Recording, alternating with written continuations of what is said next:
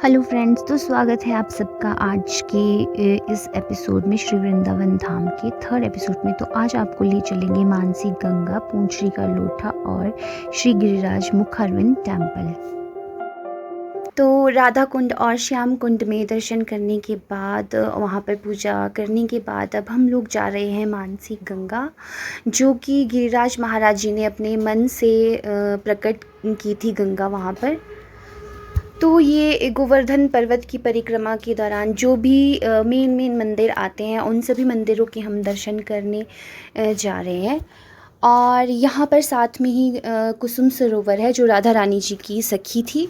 वो हमने वहाँ पर, हम अंदर तो नहीं गए बट बाहर से ही हमने देखा। ये हम हैं मानसी कुंड में, मानसी सरोवर। मैंने आपको बताया कि गिरिराज महाराज जी ने अपने मन से प्रकट की थी यहाँ पर गंगा। वो गंगा है यहाँ पर, और कहा जाता है कि यहाँ पर स्नान करने से सभी पापों से मुक्ति मिलती है।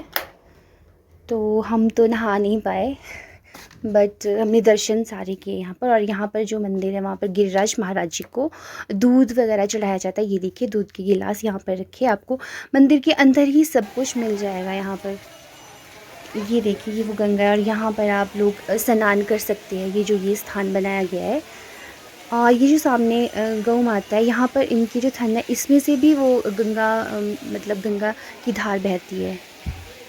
और ये देखिए फ्रेंड्स, इन बंदरों की बात कर रही थी, ये कुछ भी हाथ में होना वो छीन लेते हैं ये। और फ्रेंड्स, मानसी गंगा में फ़ोटो शूट करना और फ़ोटोज़ लेना, वीडियो बनाना मतलब वर्जित है। वहाँ पर वीडियोस नहीं बना सकते थे। और जो गंगा गिरधर महाराज जी ने अपने मन से उत्पन्न की थी, तो वो उस मंदिर में भी फ़ोटो नहीं ले सकते थे। तो इसी वजह से वहाँ अंदर के मैं दर्शन नहीं करवा पाई आप लोगों को।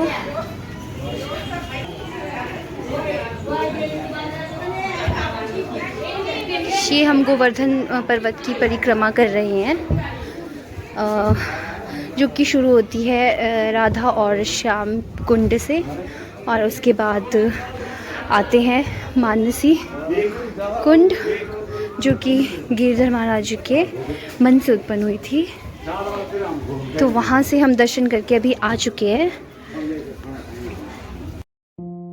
तो अब हम जा रहे हैं पूंछरी का लोटा। और ये जो पूंछरी का लोटा मंदिर है, ये राजस्थान में है। राजस्थान और उत्तर प्रदेश की बाउंड्री में पड़ता है।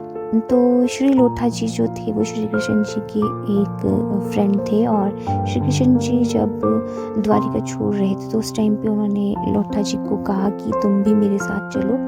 लेकिन उस पर उनके मित्र ने कहा कि मैं ब्रज को छोड़कर नहीं जा सकता, और तुम्हारे ब्रज छोड़ने का भी मुझे बहुत ज़्यादा दुख है। तो तुम्हारे यहाँ वापस आने तक मैं ना अन्न जल छोड़कर अपने प्राणों को यहीं पर त्याग दूंगा। तो जब तुम यहाँ लौटोगे, तब मेरा नाम लोटा सार्थक हो जाएगा। तो इस पर श्री कृष्ण भगवान जी ने कहा कि ठीक है, मैं तुम्हारा वरदान देता हूँ कि जब तक मैं यहाँ पर वापस नहीं आ जाता, तब तक तुम अन्न जल को खाए बिना ही जीवित रहोगे और स्वस्थ रहोगे। और इस गांव का नाम पूंछरी का लोटा क्यों पड़ा, ये भी मैं आपको बताऊंगी। और पहले आपकी देखिए, जो ये दिखाई दे रहा है, ये वो गोवर्धन पर्वत है। उतना ज़्यादा ऊंचा तो नहीं है, इसी वजह से ज़्यादा दिखाई नहीं देता है। बट ये जो सामने दिखाई दे रहा है, यही गोवर्धन पर्वत है, जिसको श्री कृष्ण भगवान जी ने अपनी उंगली पर उठाया था। तो पूंछरी का लोटा को पूंछरी का लोटा इसीलिए कहा जाता है क्योंकि जो गोवर्धन पर्वत है, उसको वो बिल्कुल मोर की तरह मतलब नज़र आता है, जो उसकी आकृति है। तो जो श्री राधा कुंड है, वहाँ पर उनकी मतलब जो मोर है, उनकी जीवा है, मतलब जीव है। और जो ललिता कुंड है, वहाँ पर ललाट है, मतलब माथा।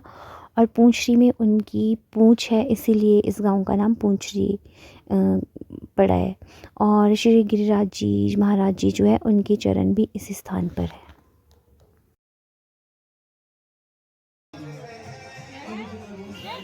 ये वो मंदिर है पूंछरी का लोटा, ये देखिए।